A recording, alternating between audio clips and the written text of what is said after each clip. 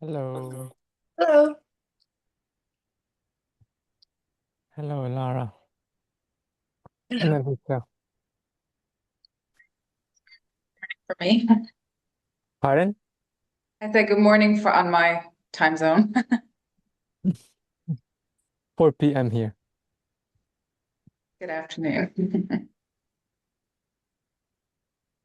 Great. And Caroline, welcome. Mm, let's meditate together just 10 minutes, and then we'll jump into how it's been going. I'm very curious to hear. Mm, so by now, maybe there's a certain familiarity in closing the eyes and going in.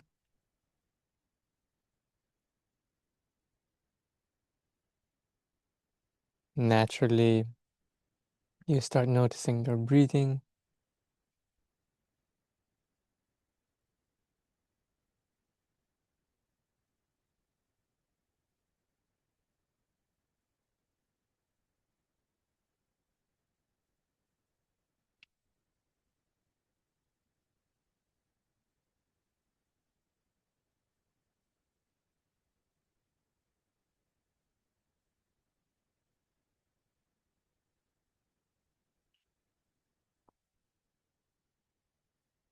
And you also recognize what else is happening in your experience, hearing, thinking, other feelings in the body.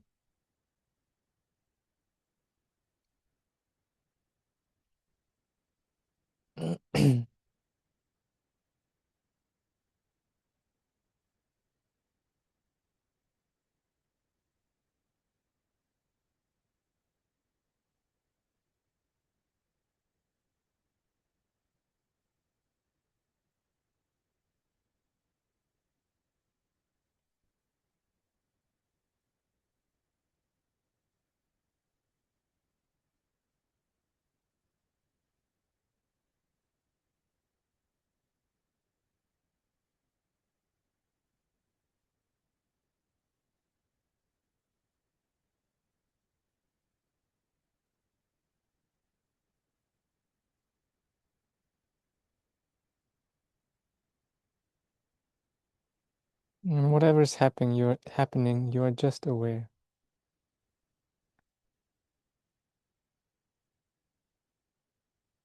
And the attention, if not caught by something, can just gently rest in the breathing.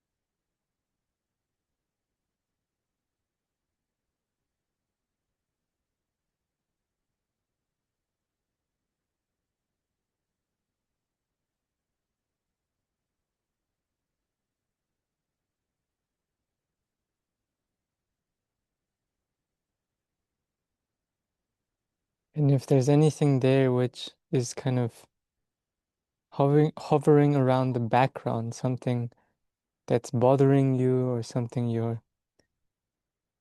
unsettled about or annoyed by, just gently turn and look at that. Notice that as just another experience,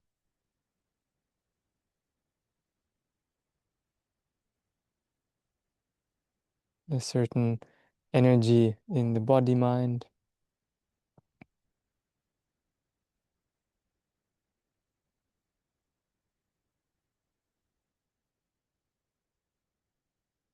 Notice the bodily component, the sensation,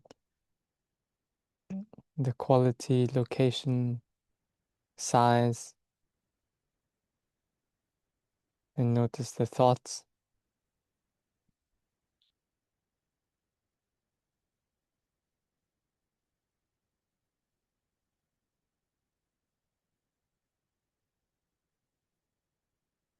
Gently,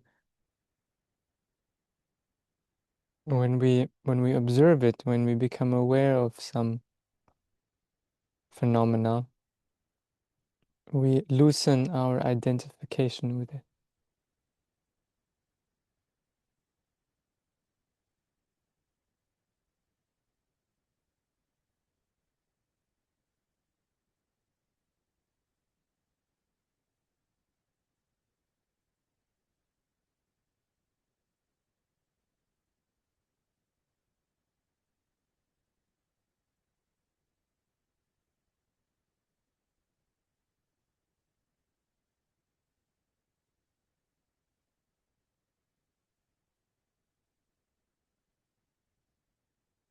Great. And then let's open the eyes.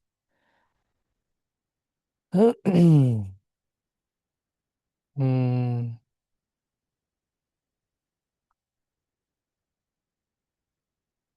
Maybe just a quick temperature check.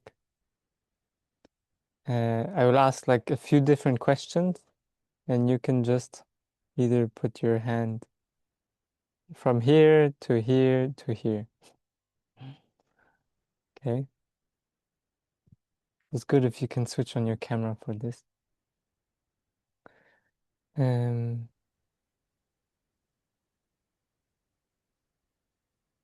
how is the consistency of your practice? So from all of the sessions, I must be about 10 or 11 now.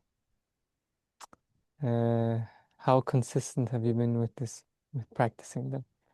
All of them, most of them, almost all. Great. And what is the, are there challenges happening from a scale of here to here? Here's being like, I'm just full of challenges. There's so much difficulty all the time.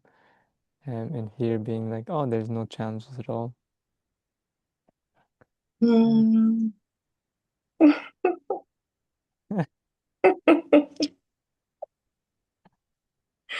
Great. Great. It's a little bit weird because this means no challenges. This means it's easy and great. Uh, I put it in the middle of the two. great, great, great. And in terms of, okay, and then last question maybe, how is the how do you feel your understanding of how to practice is? So you're here, it's like I completely get the technique, make everything makes logical sense, and I know how to apply it. And here being like, well, I'm absolutely lost. I have no clue what's happening. Um, where are you with that? Okay, great, great. So let's clear up anything then, and yeah. So this session's really open. There's no, I have nothing to say, nothing planned to say for the session. It's all open, and we see kind of where the discussion or where the questioning or sharing goes. But maybe first to start with Elara, because you put Okay. this in the understanding of how to practice and how it's working. Uh, yeah, is there anything from you that you want to clarify for now? Sure. Um, I understand everything, all the instructions that you give. It's been very great. Your meditation very clear and so forth. And I have found myself that I started doing things on my own since I go in with no expectation. For example, yesterday I found myself pausing a lot longer between my steps. And so I actually don't walk very many rotations as a result. And Um, and so that's an example of things that I started doing on my own. I don't know if it's right or wrong, or I'm simply doing whatever naturally flows with me. And like I said, I also, in my report, I also close my eyes some of the times. So I guess my question is that fine with what we're doing here, or am I steering off course? So that's my question. Yeah, yeah. What's the reason you pause longer? Um, well, yesterday the meditation was more being aware of more things, right? Instead of simply the walking. And so I was pausing longer to be more aware of everything, every single step that I take. And so that's, I think, how it happened that way. And then, interestingly enough, I paused longer, and yet it seemed as if the whole meditation, the 30 minutes, went by a lot faster. I didn't cover as much ground, physical ground, but Yeah, it seemed like it passed a lot quicker. yeah, yeah, yeah, yeah. Sure. Um, yeah, as long as that you're using those pauses to be clearly aware, and sometimes we feel like there's just so much going on, I can't walk. Like there's just another thing to label or note, so I don't even want to take a step here. Um, and then also it's good not to stay too long, to to to come back to walking, to consciously refocus in a way to walking, like not to just stand and just label there, because we can also do that for ages, because Yeah, it could become a standing meditation, right? Because there's always something going on. The right. thinking, the feeling, the hearing, the seeing, like there's so many things, and yet we still have this, we still want to bring ourselves back to the physical act of walking and feeling that walking. So sometimes it might feel we have to a little bit tear ourselves away, or refocus, or just say, okay, that's enough things I was aware of, and let me restart the walking. Just as we will come back to the rising and falling of the breath. So is the thought there that because I'm used to doing sitting meditation, that's what I've always done, Yeah. and this is the first time I'm actually doing something the meditation while in motion. Yeah. So is the thought here that to be able to have that mindfulness while in motion, is that what this whole process is about? Yeah. Yeah. Yeah. That's one aspect of it. Yeah. Yeah. To Okay. have the mindfulness while we're in a more waking state, like eyes open, we're doing something a little bit more actively. And it's also helping us with our more learning to be mindful when we're not so concentrated, when we're not so Mm. deeply concentrated, still being able to be aware, because that's how we need to apply it in our lives as well. Um, when, like right now, for example, we're not so deeply concentrated and absorbed by the breath and sitting in stillness, but it's still good to be a little bit aware. Um, and there's more complex situations, right? For example, if we're in an emotional discussion, becomes a more complex situation where it's more difficult to be aware, like where we go very quickly to our patterns or things. Um, and from the spectrum of easiest place to be aware to hardest place to be aware, walking is a little bit further than sitting. Yeah, Thank you. great. But sounds like sounds like you're working in the right direction. I think you're not steering, of course. Good. Um, Yeah, and the others, Caroline, Alicia, or Bogdan. Yeah, it's interesting Mm. that my question or my difficulty has come from the walking portion as well. And I think it's just because I've never done a walking meditation. And so it's novel. And I keep finding that I have a lot of like resistance and frustration during that part of the meditation that kind of melts away when we move to the sitting because that goes by faster. That's more what I'm used to.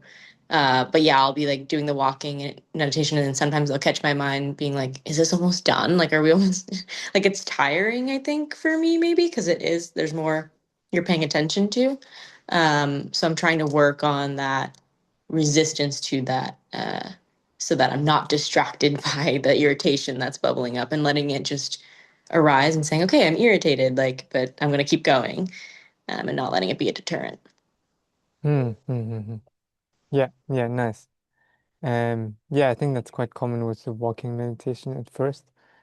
That feeling of like, when can I get to the real meditation, which is sitting down.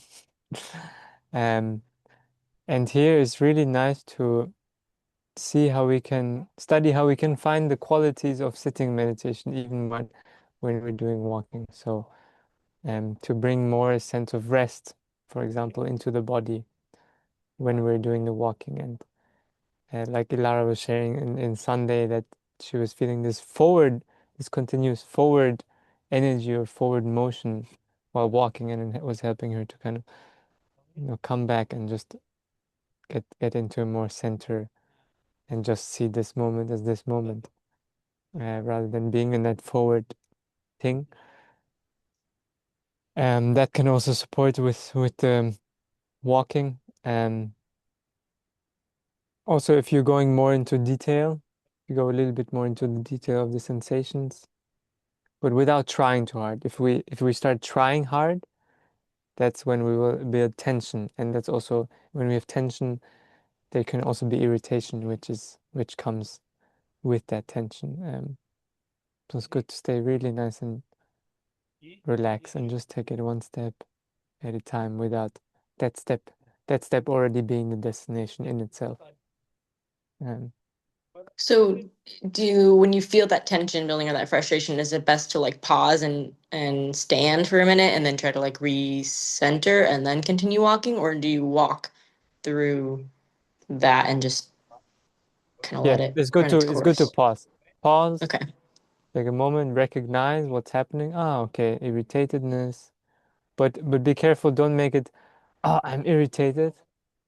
Make it, irritatedness, like it's like a passing experience that's coming into your body mind, like a cloud that's passing through. Look, welcome, irritations here.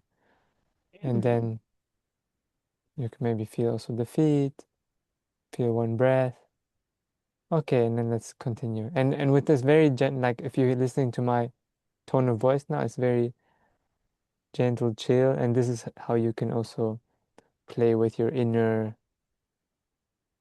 stance, in your inner posture while walking, to be very gentle and chill, rather. Now it's, I mean, this is I'm not saying you're doing this, more like the other end of this extreme of being, shit, like I'm so irritated again. Let me stop here and try to make this irritation go away before I continue. That would be that will just continue to build the snowball, the irritation. Mm-hmm. So it's good to recognize and to release. Releasing is a good. Sometimes there might be some body parts which are also clenching, or maybe it just even feels like the brain or something is clenching. Usually there will be some physical sensation of clenching when there is also this mental tension or emotional tension. And that's good to recognize and release before and we don't expect to release it fully, like maybe we just expect that we can little bit unclench it, like half relax that clenching. Yeah.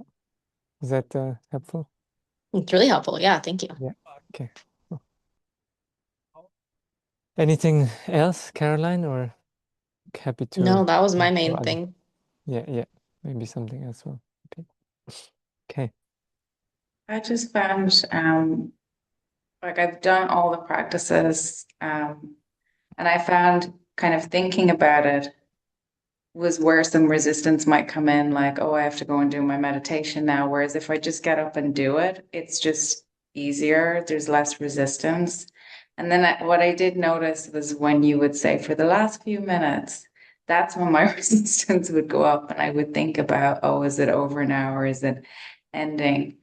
But when I wasn't in that space of resistance, I was feeling sometimes like really noticing myself noticing, and just this feeling of abundance, kind of all of I mean, it was feeling like, oh, when a thought would come, I'm like, oh, my mental body is speaking to me. Or if tears would come, my emotional body is expressing to me. So just this kind of being with myself was just the luxury of this time with self just felt really cyclical. When I wasn't resisting, I was kind of holding space for myself, and then it would, kind of cycle back and forth. Yeah, yeah, beautiful, beautiful. Yeah, I like how you describe it also using these words like, yeah, just holding space for the self and all these different parts of the self, different bodies, emotional body, mental body, physical body, kind of have some space to express themselves. And as you say, it cycles. There's no, just by giving that space, they usually don't stagnate and feel they need to continue expressing because they have the space, and then kind of moves through. And yes, interesting also what you say there about the, like when I say, a few minutes left, and then suddenly you're reminded like, oh, time is a thing, and maybe the idea comes again, oh, this meditation has an ending, and maybe a few minutes before you were just fully there with the process of it, and kind of without referencing time and endings and beginnings, and or what you said before also about when you think about the meditation is more difficult, that's when you feel more than when you just get up and start the thing. So these are all really wonderful differentiations, discerning differentiations to make between yeah, the impact of thought and perception, and how that is shaping the subjective experience, and the thought about it is not the same as the experience itself. And this is, I think, a really important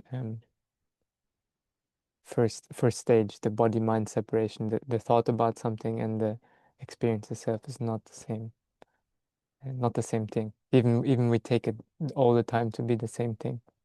That my thought, I mean, I'm constantly using that, no, the thought about the future, the thought about the past, the thought about others, not the same as the thing itself. Yeah, great, great. And is there anything unclear that you feel you need some, yeah, pointer, or my opinion, or maybe even from someone else also, here? Oh, I just, I just don't know. I'm just taking it all in, I guess, and Yeah, seeing how it lands. great, great. Yeah, yeah, yeah. Okay, very intuitive practitioner. Okay, good, good. And Bogdan, how are you? Yeah, hello together. Uh, yeah, how can I say? I have a completion rate maybe around 65%, let's say, of the course. Unfortunately, there are some situations which are coming for work, especially, which maybe I didn't consider very precise, but doesn't matter. It is what it is. What I observed, and also I would say that this is the first time I'm doing the walking meditation. The labeling, even this morning, labeling works very good for me in the walking meditation, let's say between thoughts and feelings, and not so, and it's new and special, let's say, what I experience. And, and this doesn't doesn't feel the same on the standing meditation. So On the sitting or on the standing? sitting meditation. So what can you say from your experience about it? And what's your experience in the sitting when you use the It's labeling? coming more with thoughts. So more thoughts are coming in the sitting, and by walking, I would say that they are replaced a lot with the sensations in the body which I feel. They are thoughts about random things or thoughts about what you are labeling? Um, I go in the direction of labeling, but they are coming randomly, I would say. Yeah. And then what do you do usually? You label them thinking or? I labeled, and also this morning was the same when you said it. Okay, make a pause. So I stopped a bit. Then mhm. Yeah. um, today morning for me was, let's say, I walked the less steps which I did so far. Maybe also because today the level of thoughts, random thoughts, were quite high, I would Yeah. estimate.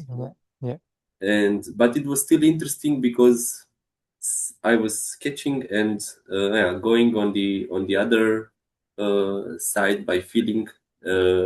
But as I said, in the sitting meditation didn't work differently. Let's say like Yeah. this. Yeah. So different is okay. They're working Mhm. differently. We don't expecting the sitting to be the same as walking. But in general, it takes a little bit of time for the labeling to start to be used in a more natural, intuitive way. In the beginning, it feels a little bit clunky and also like very, very mindy, very analytical in a way because we're not used to applying the labels. So we kind of need a little space to like, wait, what's that thing? Ah, it's that, and then I label it, and that tends to create in the beginning more thinking. But then once you have your categories, let's say, like, okay, I have like my 6, 7 labels, which I use, and then you can use them more quicker and more intuitively, which is really how we want to start using the labeling more quicker intuitively. It's not about going in and analyzing each thing, and then we can also shift to more where the progression of labeling goes is actually just to feel the mind thinking, even you don't even is thinking about, but you just feel that the energy of thinking which is coming. It usually comes big little bit in the beginning, and then it tends to kind of come like almost like a wave in the beach where it comes a little bit and you see it, and then there's like a woof and a crest Mhm. and we want to a little bit feel this energy of the thinking, like okay, like I'm not sure what I was thinking, but some thinking was happening and I recognize thinking. I'm back with my label. So you don't need to go too much into the analytical side of the labeling. Yeah. And what proportion are you with the breath in the belly versus the labeling something else? 50-50, 30-60? less less less than 50-50, I would say. Less with breathing or Less more? with breathing, yeah. Less with breathing. Okay, try to a little bit be more with breathing, 50% with breathing. To increase. Okay. Yeah, stay more with the anchor more still, and then later again you can reduce how much you're with the anchor. But in the beginning, it's important to keep the anchor also more strong. Otherwise, we become very scattered. Okay. Yeah.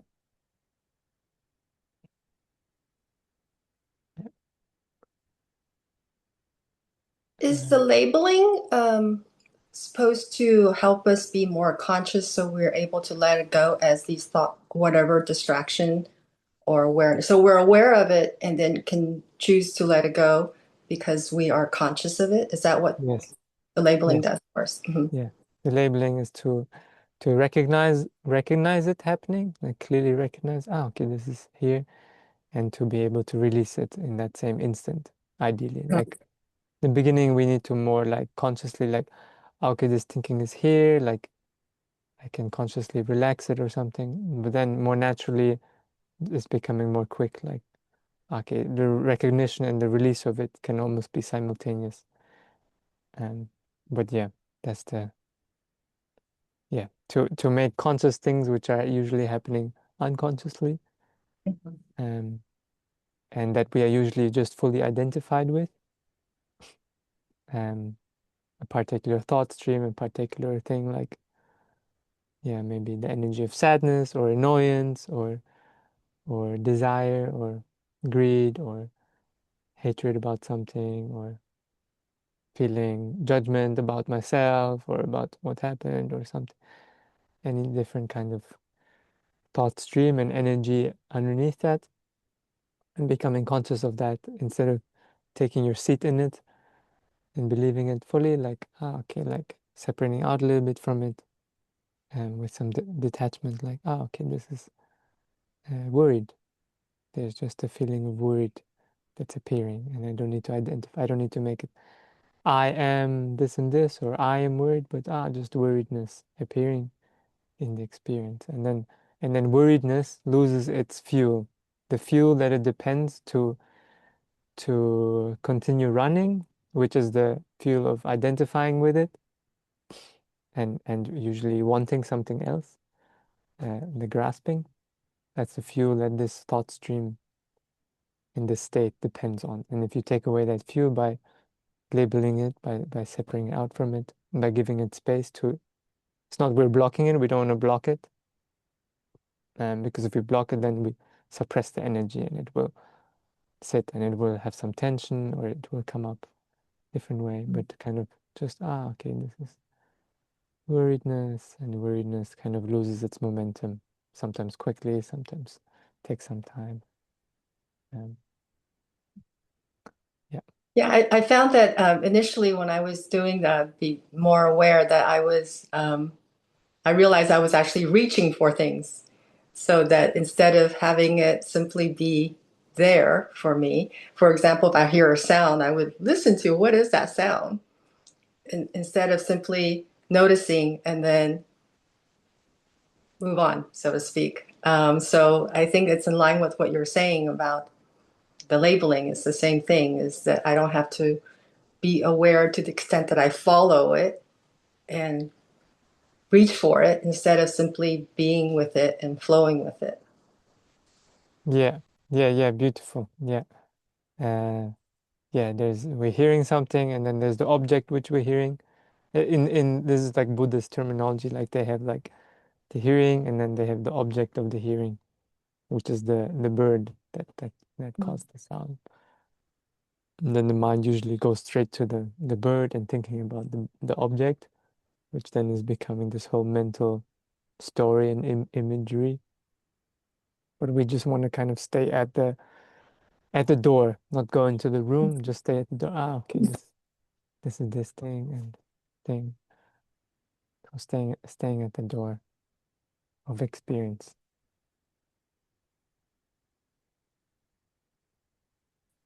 Something that And you the said, same, like, oh, yeah, sorry, the little videos that you give us each day, they're helpful. And I think one thing that really stood out to me was when you were saying that each experience that happens is part of the meditation.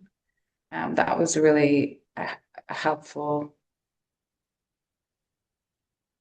picture for me. And I keep hearing this phrase, make it part of the dance. So it's part of the meditation as well. So it's just that kind of being like you guys were just talking about, like being adjacent to whatever is, like it's a world that has sounds and objects, and I'm part of it, but there's lots of parts of me as well. It's a very layered experience, I want to say. what was the word? Larried? Layered Layered. layers. Like I Layered. noticed, yeah, Yeah. one of the things that I noticed happened now that I'm thinking about it is it's different times I would just feel this immense heat being released through my body. And I was like, oh, there's heat. I wonder what that is. But really, I don't really need to know. It's just energy processing. So I'm getting that idea that there's stuff in my physical, my emotional, my mental, all these different elements of me that are me, but I'm also processing, like it's all just energy in a way. Yeah, yeah, absolutely. Great. Yeah, the energetical layer, and process, giving ourselves the time to process this energy stored in different layers of the body and mind. Beautiful. So, one of the reasons I took this course is to improve my somatic sensing and the feelings within my body. Can you give any suggestions on how to do? I mean, besides all the things that you've already said, because I feel I've in my meditation, I've made really progress in terms of clearing my mind and being still and all of that.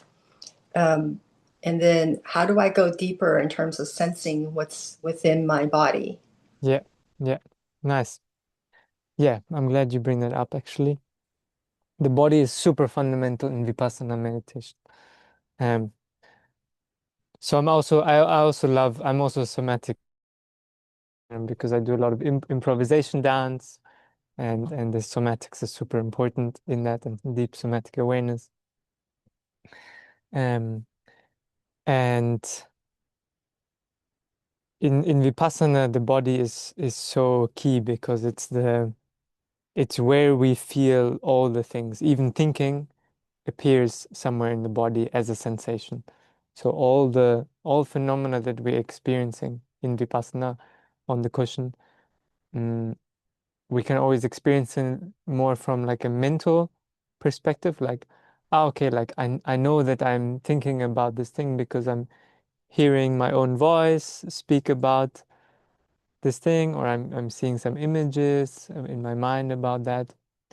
Uh, and there will also be a sensory, a feeling, a bodily feeling component of the thinking, and can be like a slight tension somewhere, it can be like a vague feeling of energy, can be, for example, this forward feeling that you were feeling on Sunday is kind of like the combination of some types of thoughts, like which are getting you to take action into a certain direction, plus the somatic feeling of forwardness or energy of more in the front of the body, or also the feeling of the body shape can change depending on what kind of thought or circumstance we are having. More round, more back, more up, more down, more forward, more grounded, like we really say we are grounded. Then the feeling in the body tends to be more lower, more slow. And so all mental phenomena have physical counterpart parts to them, like they are like a pair, and they're actually inseparable, um, almost. Even when you are in deep states of concentration or deep, very quiet states, there will be a somatic counterpart to that experience. The soma will feel very empty or still or expansive or spacious. And so it's actually really good. And I think I said in day 7 is to start to, and what I was saying to Bogdan also, to start to feel whenever you label something, feel it.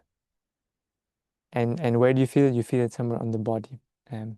So even you label hearing, usually when we first label hearing, we label it more from the mind, like, I hear this bird, and it's a bird is happening there, and I label hearing. But can we stay more really with the feeling of hearing, which is happening on the body, the experience of hearing, which gets processed in in the ear and then by the brain nerves.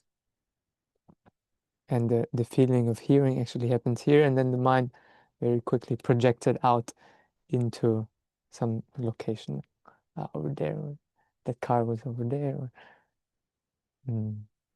and the same with thinking, like a worriedness, and you will feel something somewhere. Like for example, now I thought for a moment. It's like thinking, what other example can I say? And there was a feeling like here, Mm. and yeah, everything has this. Yeah, that's wonderful. I know I hear what you're saying, and yet I have um, yet been able to kind of feel the way that you are talking about, only periodically, not consistently. So you mentioned something earlier about improvisational dance. Is that similar to ecstatic dancing type of? Um, I guess what I'm asking the question is that something that I can do to help with that process? Yeah, yeah, absolutely. I mean, dance is all about. In Freiburg, they have a lot of the type of dance that I do, contact improvisation. Maybe you know. Uh, We call it, I think it's called ecstatic dance here, where you simply go, there's no yeah, talking, that's and a then you different dance. thing. Oh, that's a Yeah, yeah. different thing. Ecstatic. Okay. I think ecstatic dance is like, I think for many people the doorway. For myself, also the doorway for this more free dancing. But then I discovered contact improvisation, which for me has been a path in the last few years.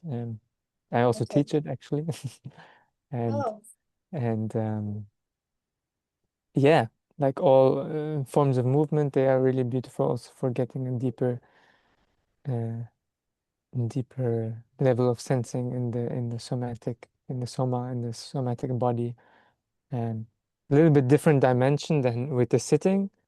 Like with the meditation, is more this perception and the stillness and the sensory side. Whereas when we are moving and aware of the movement, it tends to be more the motor side of, like for example, now feel your arm in stillness, like your whole arm in stillness down to the fingertips, and then slowly move the hand up and feel the arm in movement, and then maybe moving it down again until it arrives in stillness.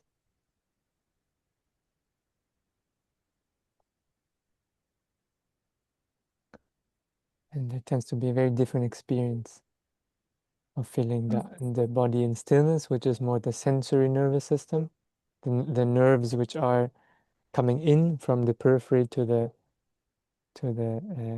central nervous system, like the information coming in, and the motor nervous system, which is more information going out, like my brain, my spine commanding the arm to move.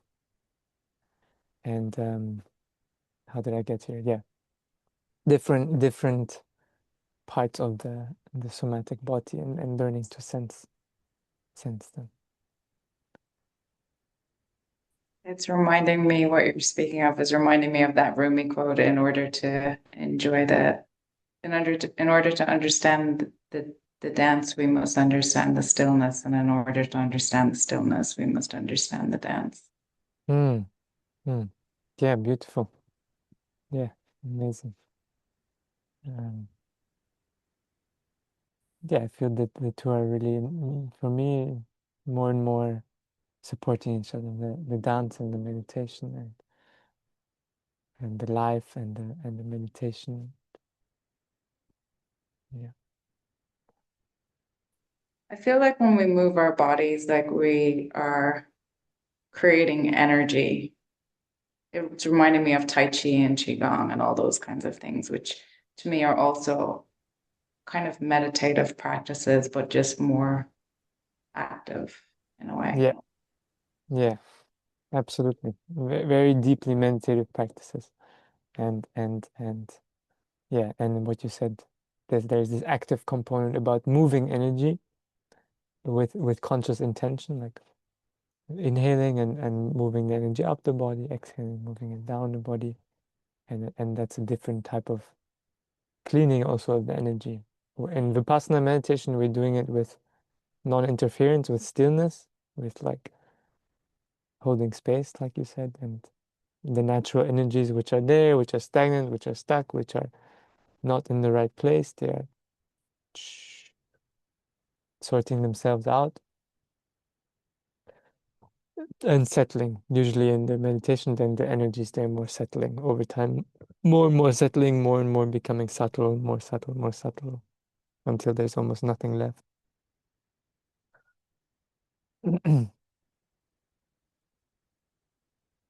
Yeah,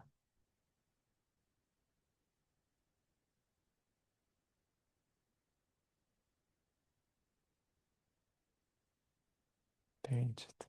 Bogdan, you have anything you want to Yeah. share? What's your thoughts? Yeah, I think the key point came from Elara, and then I also thought about this morning or yesterday meditation, where for the thoughts I also felt something here up, like sort of a I don't know, wave or like something comes, but for the hearing and so on, it was more where it's happening. It was Yeah, more far from the body. This was my what I experimented, and mm, yeah, you already answered, um, but how to say? Mm, of course, it's coming with practice, but what should be the first good steps we should have a look on, or um, bringing to the body, as you said, to pay attention to the body where uh, hmm, actually it's happening. Can you suggest anything for me? Maybe it's important because my profession, so I'm engineer, so it's more logical, it's more about this kind of stuff, and yeah, it's making a bit more challenging, right? yeah. If you're spending a lot of time and energy using here this part of the body, and it can be very highly developed, and for me also, I was also in this world of finance and economics, and was, this part Mhm, developed a lot and spending a lot, and then the consciousness is moving there.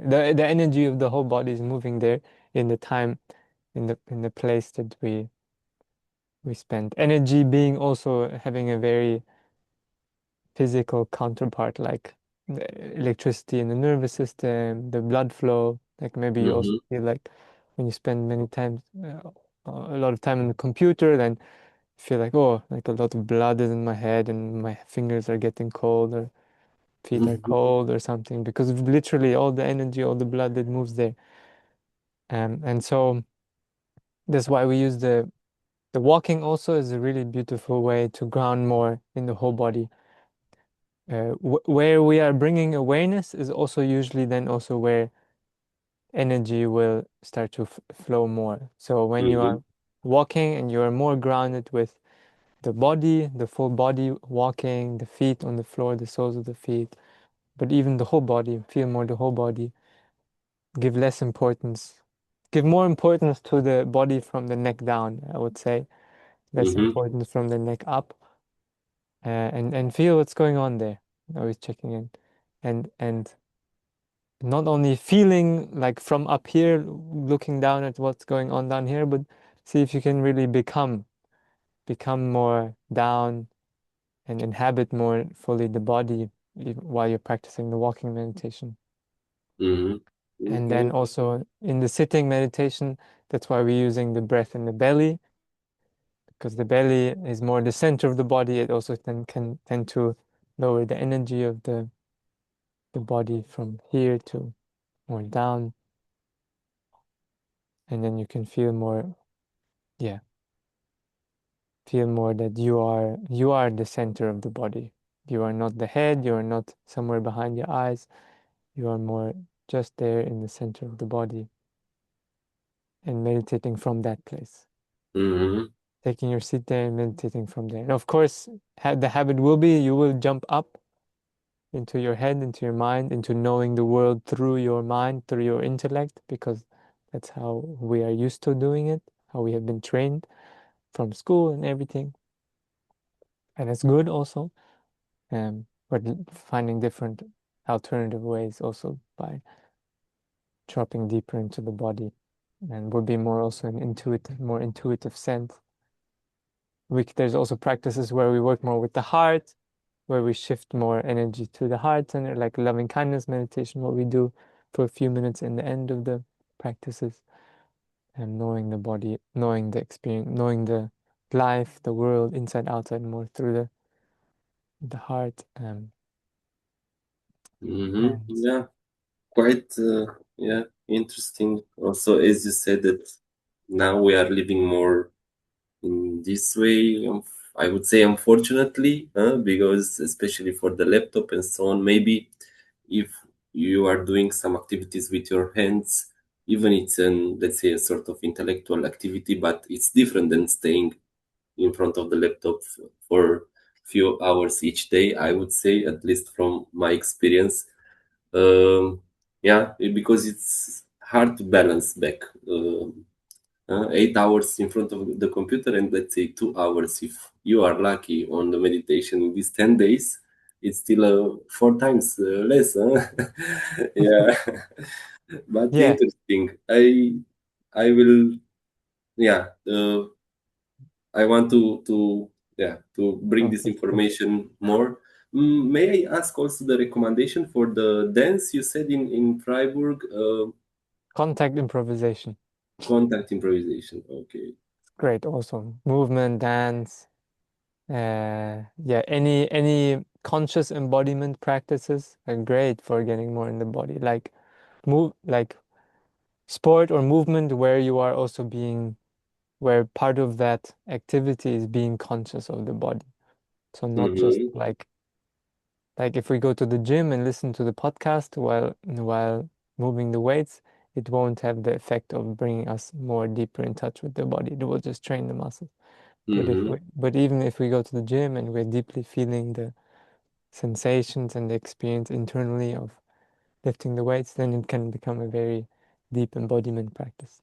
But there Mm-hmm. are some activities where the whole culture and um, the whole idea of the practice is to go deeper into the body sensation, into the listening to the body and moving from there. And for me, one of those is improvisation dance, like yoga, and Mm-hmm. Yeah, yeah, oh, great. great. That Yeah, discussion was very helpful as I was listening to it, and especially when you said about the amount of time we spend on the intellectual matters, which I also spend a great part of my day. But I realized what you're saying is that even during those times, we can be more within our body if we are conscious of it. So that right. it's not that imbalance that you're talking about, that we can shift the energy from the mind. I can shift the energy from the mind more so even during those working hours, more so into my body. And Yeah, so that's yeah, very absolutely. helpful.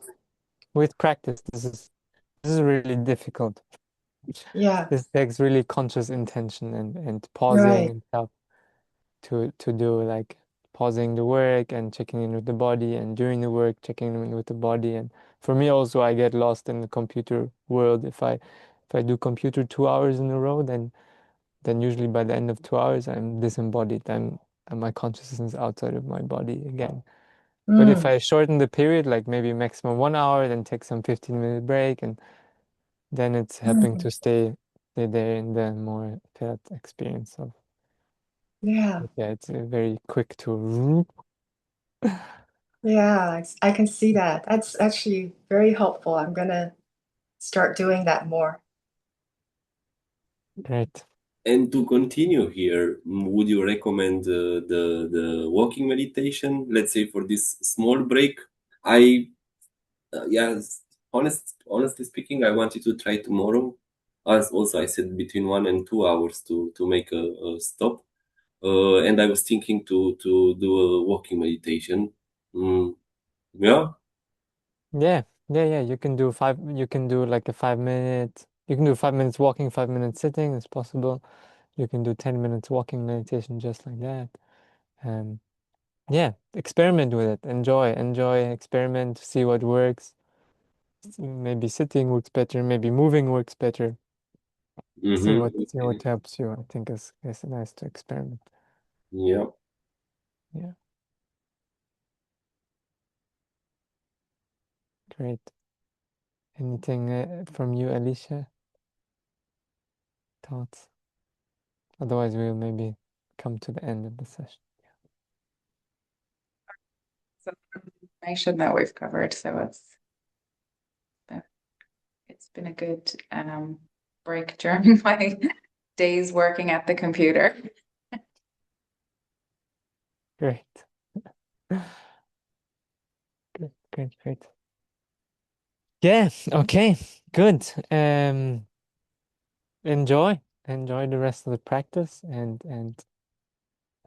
yeah, good you guys are here and still practicing and continue to do so. It's very, very good. Thank you very much. Thank you. Many thanks. See you next time. Bye bye. See you on Saturday, maybe.